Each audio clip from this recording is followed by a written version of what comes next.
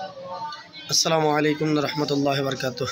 দর্শক শ্রোতা, আগে আমি লোকেশনটা দিয়ে ভিডিও শুরু করি। আমি বর্তমান তেঁতুলিয়ায় আছি, বোয়ালমারি নামক এলাকায়।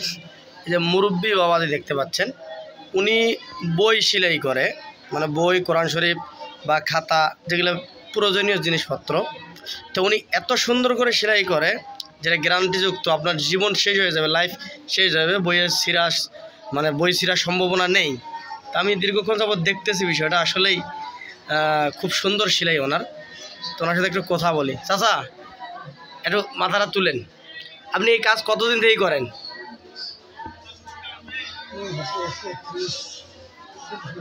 35 বছর, 40 বছর? আল্লাহু আকবার। 35-40 বছর যাবৎ উনি এই সেলাই কাজ করে।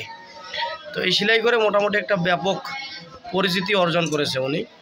তো আজকে মাদ্রাসার কোরআন শরীফ সেলাই করতেছে, খুব ভালো লাগলো সেলাইটা।